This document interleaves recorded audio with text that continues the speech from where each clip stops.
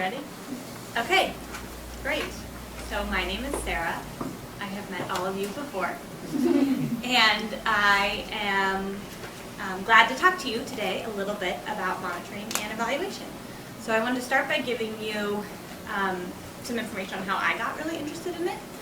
I am passionate about economic development and supporting people who are living in poverty to meet their needs with dignity. And to me, the most important part of that is doing things that are effective. And why would you ever do something that's not working? If you're having limited resources and trying to help a lot of people, you should always know what's working the best, and you should just do that. To me, that's sort of self-evident. But it seems that a lot of people in the world don't take that as self-evident and aren't always tracking what they're doing, looking at data, both numbers and words and experiences, and trying to adapt what they are learning to do a better job and help more people live their lives the way that people want to live their lives. And I think this applies to everything, not just economic development, but activities here in the US that are all sorts of different social change related. Many people point to the fact that businesses have been doing monitoring and evaluation forever. If you are selling fruit and one day you sell apples and oranges but none of the oranges sell, you take that data point and the next day you don't sell oranges because, duh, why would you do something that's not working? So it's really great, I think, this is how I got into monitoring and evaluation, this idea of learning what's effective, trying to bring that into how you are doing work. Hi, I'm Sarah. Hi, I'm Kiana. Nice to meet you, Kiana. You want to eat? Here, please help yourself to food. This is casual. Thank you. If you need to get up at some point, that's okay too.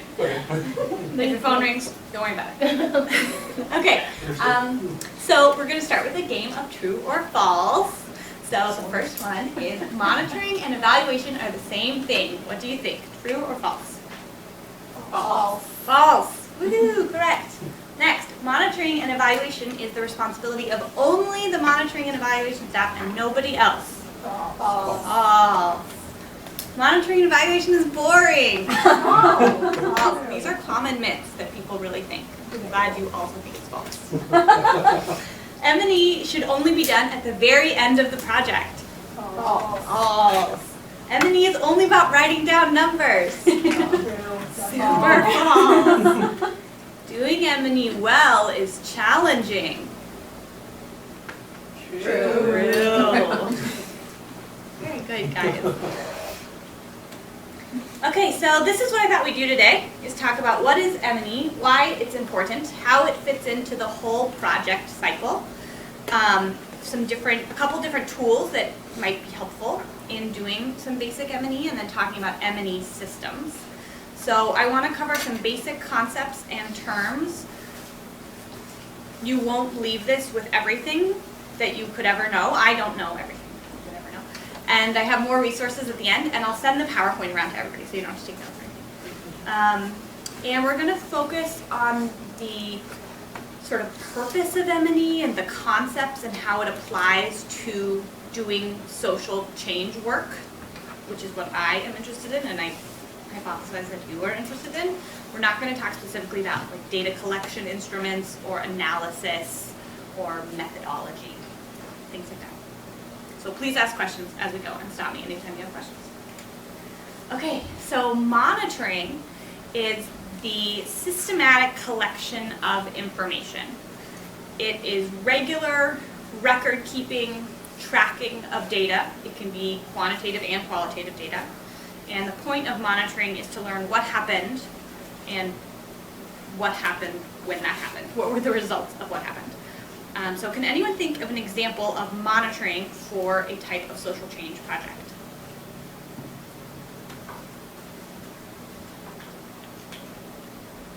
Polling. Great. So asking people a point of information, seeing what's going on. You could also look at how many people showed up to our conversation today. How many pieces of pita bread did we get? Who's hungry right now? These are all pieces of monitoring, just sort of regular tracking information, looking at what happened. So evaluation is about assessing results, looking at impact. You could look at efficiency as part of evaluation. It can happen at multiple points. It could happen before any project starts, at a midpoint of a project, or at the end of a project, but it doesn't happen continuously. It happens at a specific time where you go in with learning questions, wanting to know why things happened, more about what changes occurred, so not just how many people showed up to this talk today, but how much more knowledge did you gain on monitoring and evaluation because of our conversation. You can look at more about what happened, but also why it happened, or how it happened, or what to do better, things like that. Can anyone think of an example of evaluation now, different from monitoring in some sort of social change project? If a project has hit certain indicators. Yes, awesome.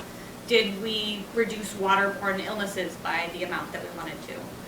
Or, you could also look at something, an evaluation question could be something like, why are so many migrants leaving Syria right now? A monitoring question would be, how many migrants leave Syria each day? And evaluation is more about why, and it can still be what, what's driving them or something, but a bigger learning question, less just simple data tracking. Okay, there are lots of types of evaluation, but there are 3 that I wanted to highlight. One is process evaluation, looking at how the program or project went and how to do it better, how to improve it. The second one is outcome evaluation, looking at what the results are and sort of how you got to those results, why those results were achieved. And the third is impact evaluation, which is a very specific and narrowly defined thing. So people all the time talk about their program's impact, which is great, and you can toss around the word impact if you want to at your leisure. But when people say impact evaluation, it's a very specific statistical proving of an event.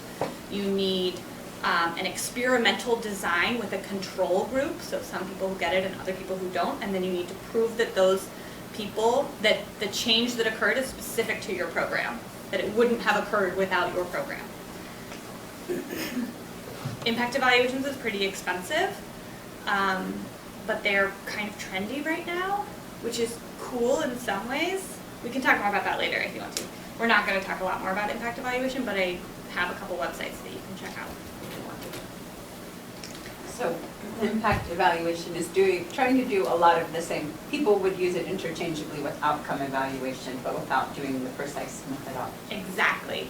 So we could do an outcome evaluation to learn about the impact of our program. What were the results? How did people change?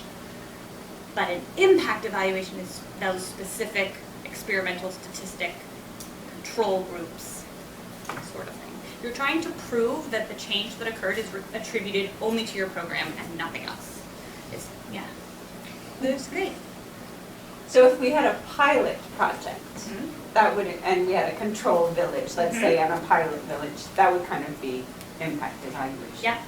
And impact evaluations are common with pilot projects because you're trying to prove that your program is making the desired effect and therefore should be scaled to the whole country or something. Impact evaluations are also common with bigger projects or sort of like new and innovative ideas. Sometime that you're really trying to prove your theory, your concept of why change is occurring. Okay, so looking at monitoring compared to evaluation, we talked about how monitoring is ongoing and routine, whereas evaluation occurs periodically at set points that can be multiple points, but not continuously. Monitoring is a lot more about record keeping, where evaluation is more about analyzing how the results and experiences happened and why and how. Monitoring is usually more direct, looking at the specific inputs and outputs of something, how many people showed up, how many trainings were held, whereas evaluation is trying to look more at the process of change or how change or why change or what change occurred. Monitoring is most commonly used for adjustments to the current program. If our training sessions were not well attended, how could we make next week's ones better attended? Where evaluation is more about planning for future programs, or like we were just talking about, scaling your pilot program up to a bigger level. And ultimately, monitor is trying to answer what's happened, and evaluation is looking at more the how and the why of the change. Good. A lot of people use them interchangeably, and then sometimes people talk about measurement, which could mean lots of things, and most learning questions and research that you're trying to figure out has some combination of monitoring and evaluation. Okay, so why do we need monitoring and evaluation? These are some of the reasons that I think we need monitoring and evaluation. When you look at these lists, are there any that jump out to you as really important, and why? And would you like to share something about why it's important to you?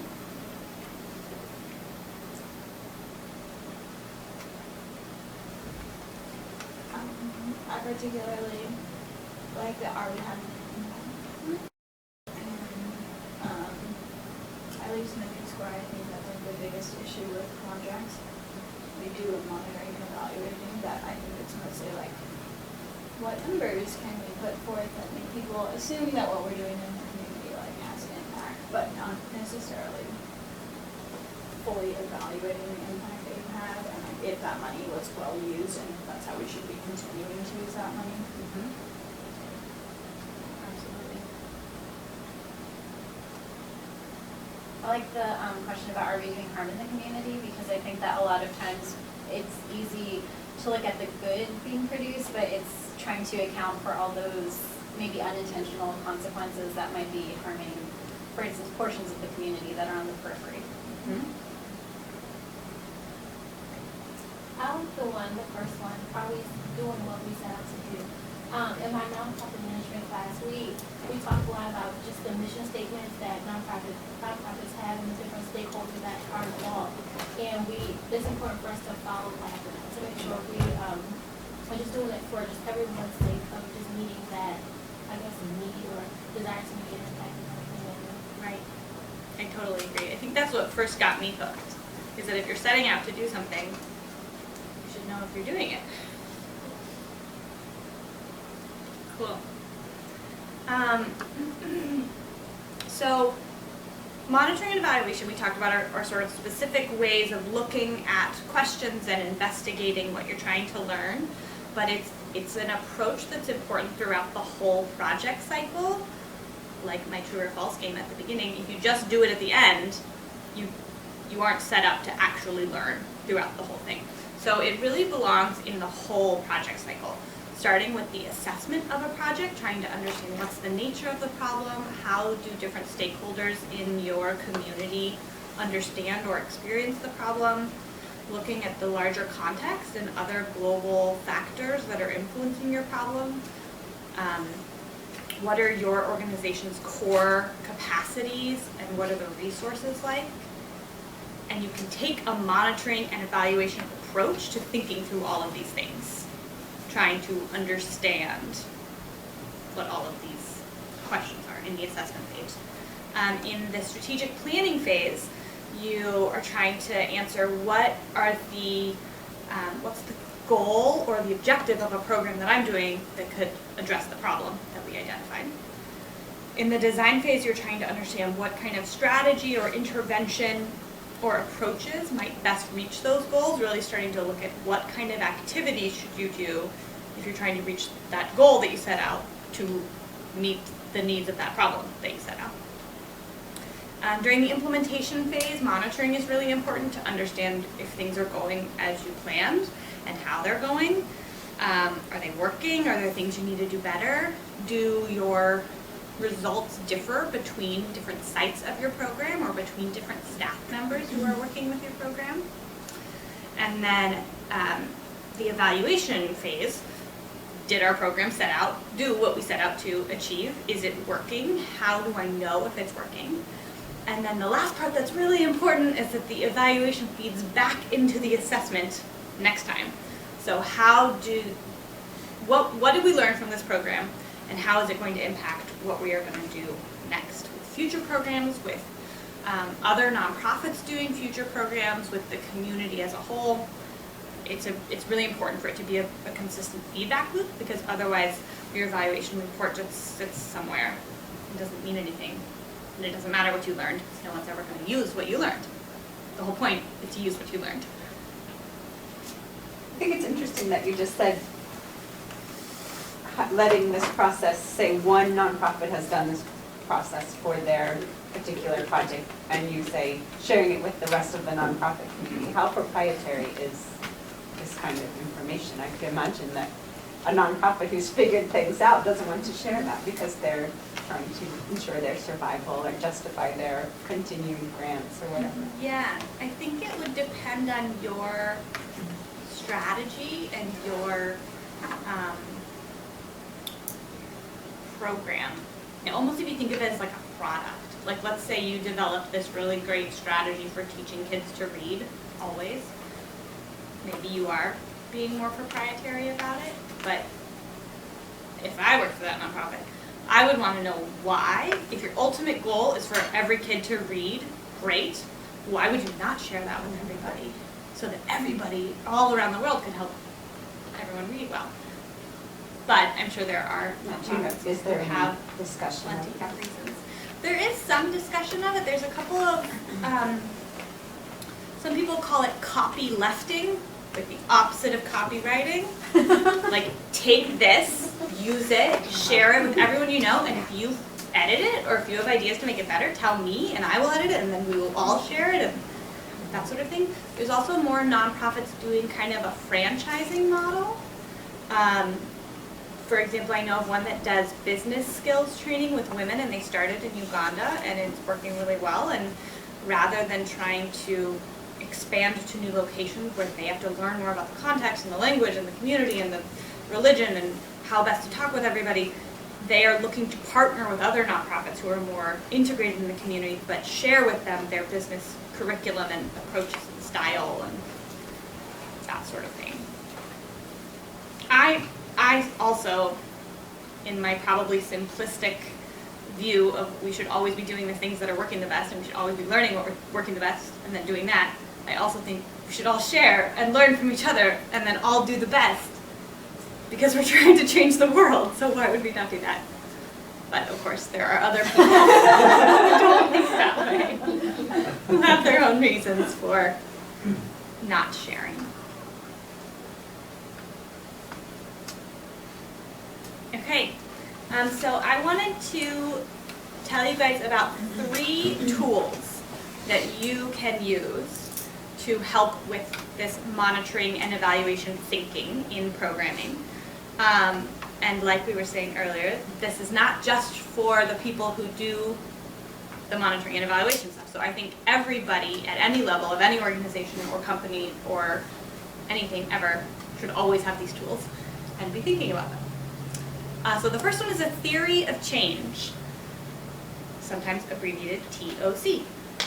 It is useful to do when designing your program before any activities start, and it is a way of articulating the problem that you seek to address and the long-term goal, and then the causal linkages of how you think you're going to get there. It is basically putting down on paper or somewhere how you think the change happens. And it's looking at the big picture, not the details. So it has 4 pieces. Some people read it top to bottom, and some people read it bottom to top. And I'll show you another picture in a minute that goes left to right. But the most important thing is the big impact, the goal that you are trying to change. The long-term effects on your beneficiaries or the wider community. The ultimate goal of your project to address some problem. Outcomes are the shorter term effects or the purposes of your activities, generally thought of as like 1 to 3 year sort of effects. It reflects the purpose, like so what? So what so many people came to this training?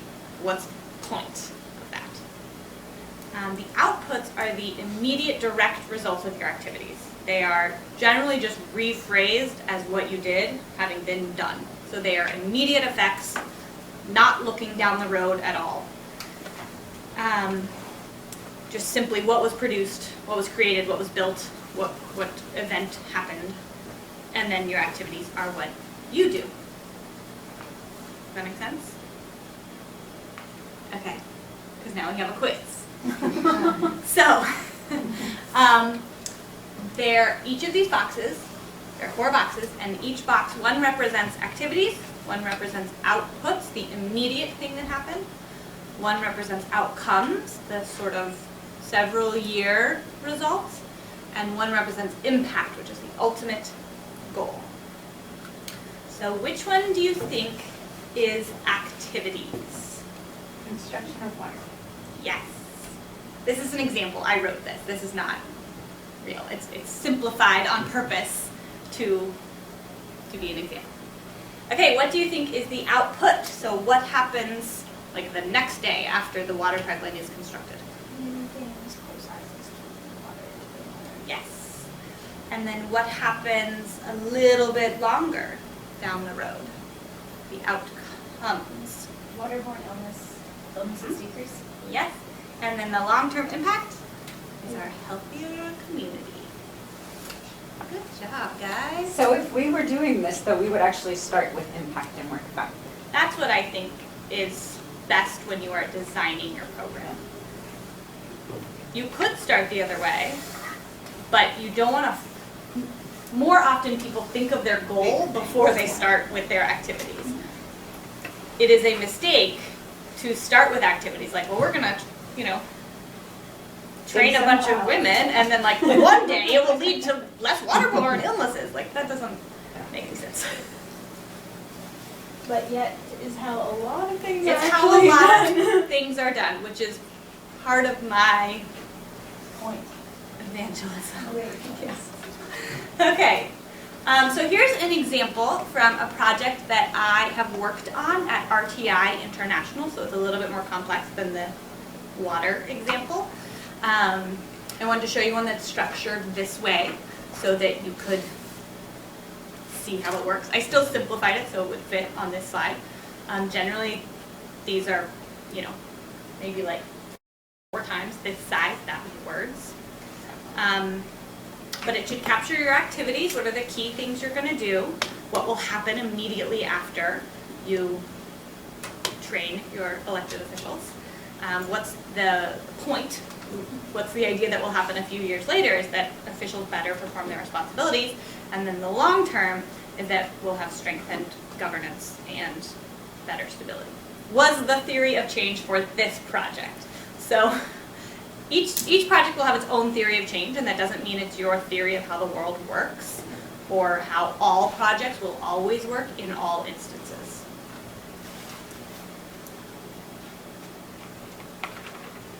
Okay, so a few notes on using the theory of change.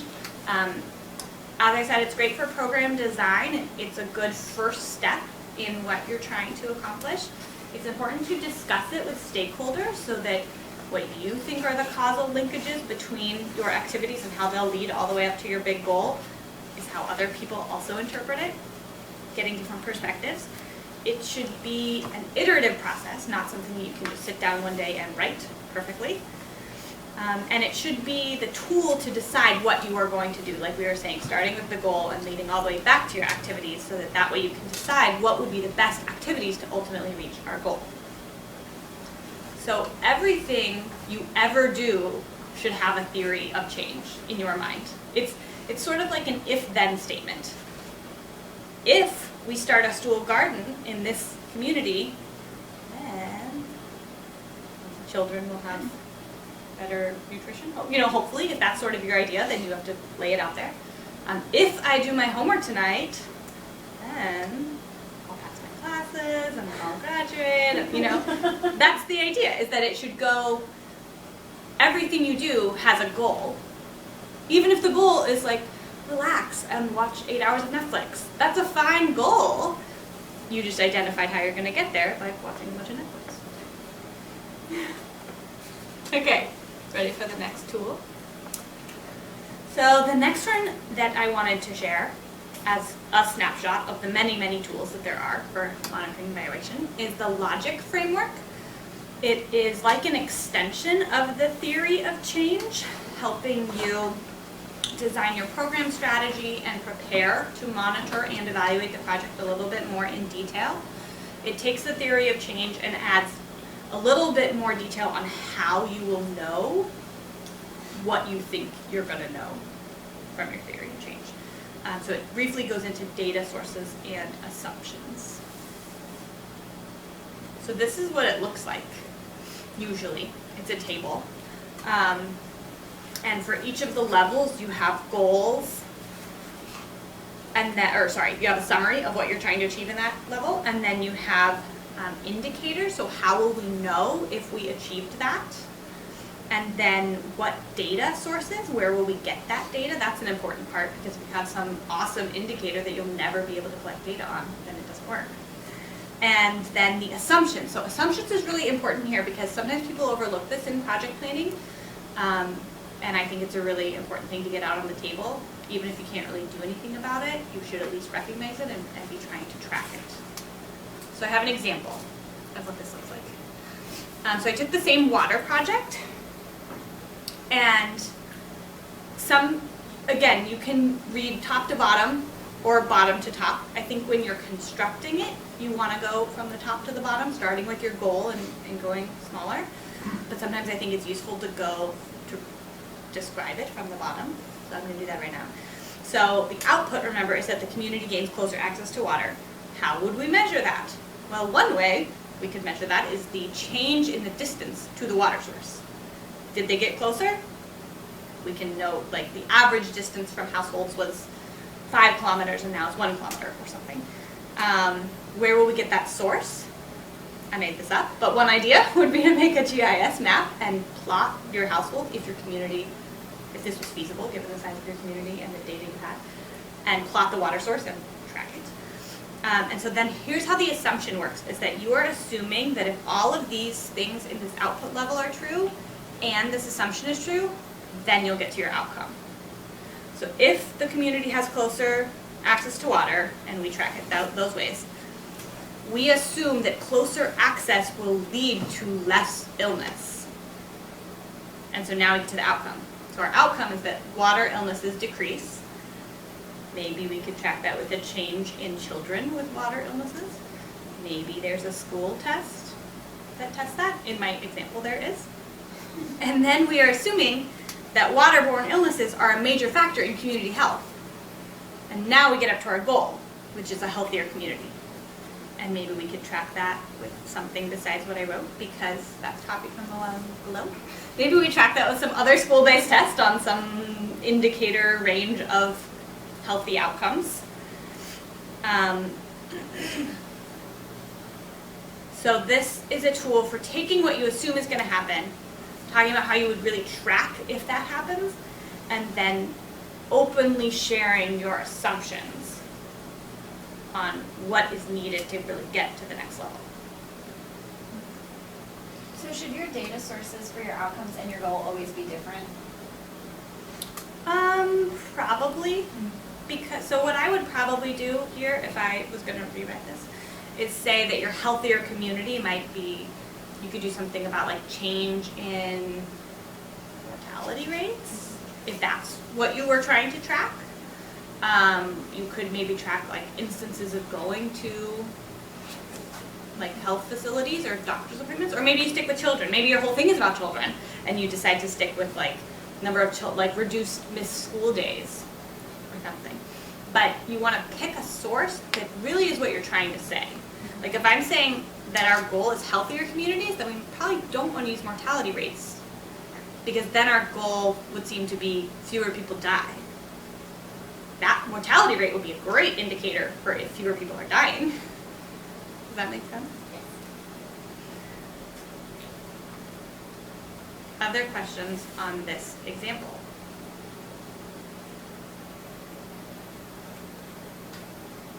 Typically, a logic framework will have multiple outcomes and outputs and hopefully you only have one goal. The best projects, I think, only have one goal, and they really drill it down to one goal. But you'll have multiple things in a real project that aren't quite as simple as this. So, I don't know, go to you next. another way sometimes that people visualize this is what's called a logic model.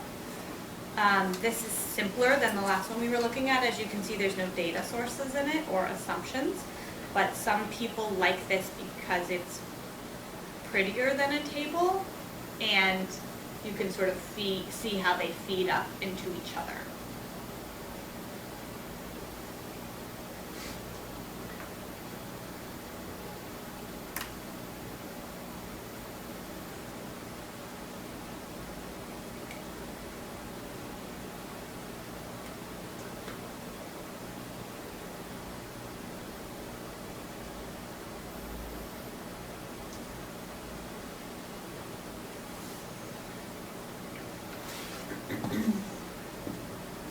And I'll share these slides if you want to read in depth on some of the examples, but the purpose was just more. So when you visual. don't have the assumptions and you don't necessarily have the data here, is this something different than the first tool on the theory of change? Mhm.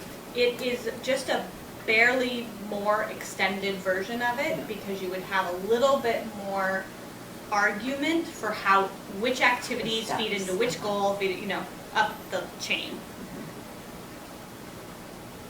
But generally, it's not that much different from your theory. So are you presenting these in terms of like sophistication, or are we moving toward the best tool? Like these are an evolution in doing monitoring and evaluation, or?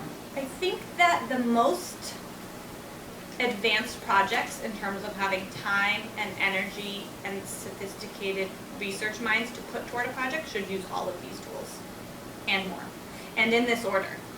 Because a theory of change is really the beginning step of a project, and a logic framework is sort of an extension of a theory of change to make it a little bit more detailed with sort of some data sources and get at more specifics of how that works. And then the next one is going to be even like one step further, but they all go well together and can be used together. And I dare say should be used together if you want to put time and energy toward this, which I think you should.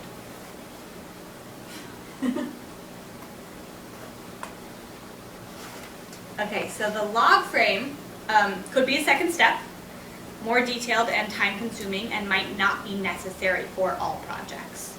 If your project is simpler, or if you don't have as much staff time or as much money, sometimes people cut the logic framework. I think it's really useful, and I would recommend doing it for everything. But it's not quite as essential as the theory of change. But it's an extension of the theory of change that can help you do a better job of planning your program. Again, it's an iterative process. It's important to get other input on it and build it out as you are trying to design your project and think more about what works. And it's a good tool to decide what and how to measure what you're saying is going to happen. When you say not necessary for all projects, are there certain projects that would be better to use the log frame? Or is it just like a matter of whether or not you would like to use this? In my experience, it is most a matter of whether you can dedicate. Okay. I think it's a good step for all projects. I think it's particularly necessary for projects that are complex or have multiple layers to them, like that one we were looking at about governance officials. If you're just going to train them and then all of a sudden they know their skills, like that's a little, that was your theory of change, which is good. This is our activity, then they will know skills. The logic framework would be great in that sense to say, okay, we want, people to come to trainings, and then they're going to have like these certain skills that they learn, and we're going to know that they learned their skills this way, and we're going to know if they came to the trainings this way. If your project is something like build a school garden, because your goal is fresh vegetables easily accessible by the school, then maybe it's not quite, you know, if it's a little bit more direct, Right. it wouldn't be quite as necessary. Still think it'd be good, personally. Hey, Maddie. Sorry. Don't worry, Maddie. We're good. This is casual. Okay, so we're going to go on to the next one. This is the last tool we're going to talk about tonight. An indicator table. So this is a list of all of your sources of measurement. I think this is necessary for every project, whether it is as formal as I'm going to present or is less formal, but you have to say what data sources you're using, or else it doesn't really seem that you're using data. So it's great to develop it before the project so that you can think about what you're going to track and then use it throughout the project to track things. The indicator table guides what will be measured, when, how often, by whom, and it details the data points that you're collecting and the sources of data. Sometimes people like to say what gets measured gets managed, which I think is another way of saying if you're not tracking something, maybe you don't even know if it's happening or how or when, and you won't do anything with that data because you don't have that data. So here is what it looks like. It is another table. If you are using some sort of identification system, you can put a number there, a list of the indicator. The definition is really important because you should be able to define an indicator in a way that I could be in one village counting whatever our indicator is, and Kate could be in another village counting whatever it is, and we would count the same people and not count the same other people. So if our indicator is number of people trained, the definition is where we say what it means to be trained. Do you come to every session? Do you have to be there the whole session? You know, because someone could count some people as trained and someone could count some other people as trained. So the definition is really important to really explicitly say what you mean by each of those things. The data collection and source, how you're going to get that. Disaggregation is a way of separating out the data. So for example, if we were looking at number of people trained, I would personally like to disaggregate it by sex to look at how many women were trained versus how many men trained. We could also disaggregate it by age or province or location or community or other pieces of information that you know that you are collecting. If you wanted to, for example, disaggregate it by sexual orientation, you would need to know that. You couldn't just do it. Does that make sense? Okay, so then frequency and who's responsible for it. And then there's room in the table to fill out your targets. Whether you have like a goal for how many people you trained or how many, what percentage decrease in waterborne illnesses. You can also have room in your table for filling it out as you go. So you can have a year 1 column and a year 2 column, or however often you track it. So here is an example that I made for a class project last fall. It's a girls' menstrual health program, and I didn't spell check menstrual health, so just pretend that I did. So the goal, the ultimate indicator of our impact of the program was looking at the ratio of men to women, or girls to boys, completing secondary education. And then we define it, you can see here, as exactly the percentage of blah, blah, blah, blah. And how are we going to know? We're going to look at school records, and we're going to check it every 5 years, and our target is 75% female to male ratio. So then I included just a couple of indicators in each group. We had more than this for the project that we were working on. So our long-term outcome, this is like several years after our program, is the percentage of students managing effectively, and then we define what that means. What does it mean to manage it effectively? And how are we going to track it? We decided to do a survey of the students.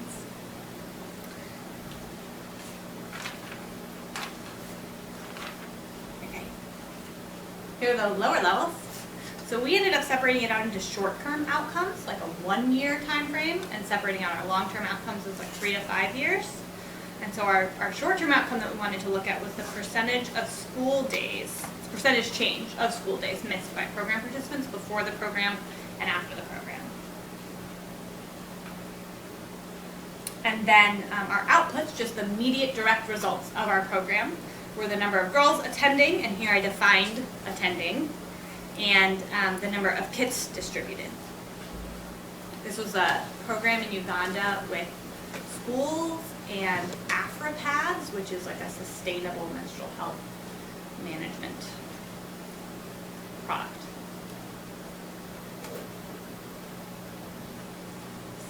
Does that make sense, the indicator table?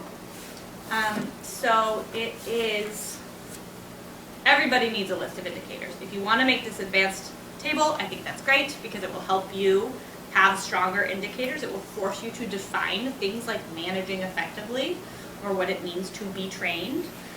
But everybody needs a list of what you're going to measure and where you're going to get that data source. And if you want to try to measure something that you really can't figure out where you would get the data for, then maybe you need a different indicator so that you can actually get data for it. And then it's really important to take the time to sit down and say, well, where are we going to get this data? Who is responsible for it? How often? So that you have a plan and not just a list. Good? Okay, so we're done with tools. And I just want to say a few words about monitoring and evaluation systems. So the idea with a system is that it encompasses everything that your organization or your program is tracking and trying to learn, things that are monitored and evaluated. By whom and how and when, what tools are you going to use, such as the theory of change or the indicator table. What are all the activities that are related to data? Tonight we talked a lot about planning for getting data, but also you need to think about how are you going to collect the data, how are you going to analyze it, who are you going to report it to, and how are you actually going to use that data, doing that final step in our circle graphic of taking your evaluation or monitoring data and actually using it to make programming decisions. M&E systems require support from all the project staff, as you can see in this pyramid of project staff, and how everybody helps with monitoring and evaluation. And then it's really important to adapt the context of your program. So not every monitoring and evaluation system will fit every program, not every organization, and there'll be different systems probably within an organization for different types of programs, depending on what the program looks like, how long it is, how involved it is, what types of things you need. So here is a graphic of kind of the steps of an M&E system, getting more detailed about what are the specifics that you would do in a system. The readiness assessment at the beginning is what we were talking about, assessing the context and the problem and the stakeholders, agreeing on the outcomes of your program, what you're trying to change and how you're going to monitor them, selecting your indicators and your data sources. Step 4 is looking at where we are today so that it can help inform where you're trying to go. Step 5 is planning for where you're trying to go, setting your targets. And that's really important because it helps you know if you're on the right track or not. We were talking earlier about knowing whether your programs are having the right effect. If you're trying to reach 5 schools with your 5 gardens, your school gardens, you need to set that like marker in the sand so that you know you're trying to get there, and after the first 3 years you're only at 1 school, then you can see whether you're actually getting where you set out to go. So monitoring the results is step 6, looking at the data once you select how and when and what you're going to collect. 7 is thinking about evaluation, so maybe this is toward the end of your project. Are you going to do a process evaluation? Did you set up things to do an impact evaluation with your control group? Reporting your findings both up to your donors and your management and down to the staff who collected all that data and who's really invested and wants to know what the results of all the activities they did were. And then using the findings to inform future programming, other programs, other nonprofits. And then if I had made this graphic, which I didn't, it would have been a circle so that you could see that it all feeds back into each other for the system. Okay, so a few reminders this is idealistic, and I understand that it's not realistic in every situation. So I used to work for a really small nonprofit. When I came on staff, there were 3 of us, and we weren't tracking anything. We didn't have any plans of anything, of any kind. And by the time I left, we were tracking some things, and we had some ideas in place. We were doing a couple surveys. We were trying to count a few things. We had a few theories of change and how our program was working. But we didn't have logic frameworks, and we didn't have indicator tables. We had some lists of indicators. And I think that the nonprofit is now using some of these things, and they are better off for it. But people will be at different levels, and everyone can grow, and you're still doing good work, hopefully, as a nonprofit. You're not failing as a nonprofit if you're not doing these things. Monitoring and evaluation can be pretty resource heavy, both with staff and also like trying to survey all 200 community members or something. So it's important to weigh the return on investment. What are you trying to learn, and do you really need to survey everyone to learn that? Or how often, or is there any other data sources you can use? Trying to be cost effective with what you're trying to learn and what you're trying to prove and how you can do that. Every organization does it really differently, so this is my perspective. I've taken a few classes and worked on evaluation on a few different places and learned a lot about it on my own because I think it's really fascinating. But I definitely don't have the full picture of how people do it, and I also am coming from a very international development focused background, and I'm sure that there are different trends in different types of organizations. And then the field is really changing and adapting. So I said earlier, impact evaluation is kind of trendy right now.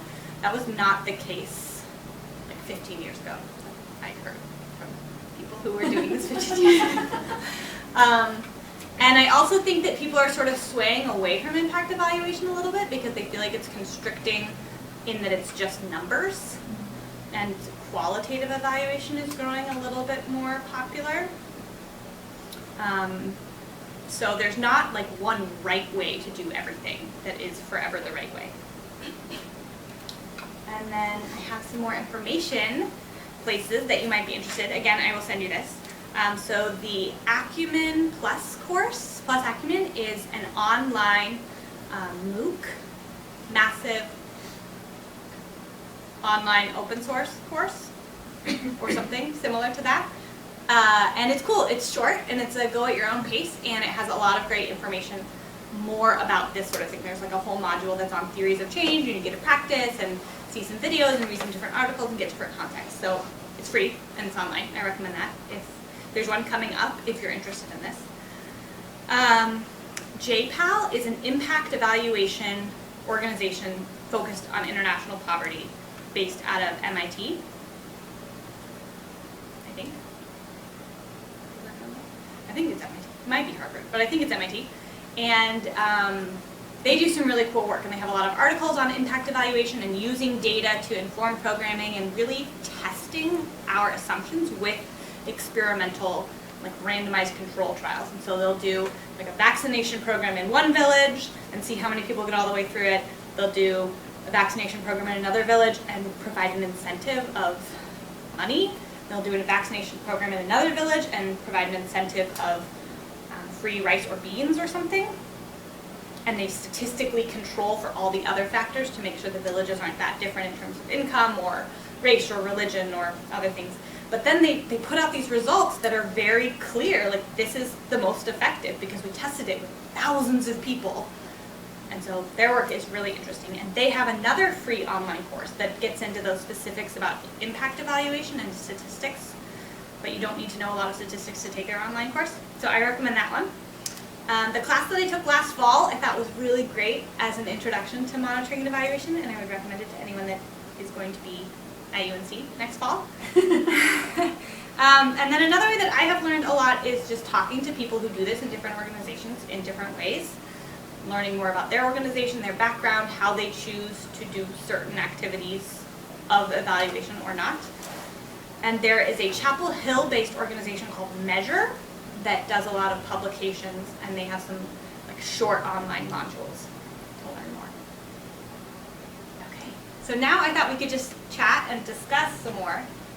about what you think about evaluation or other things you wanted to talk about.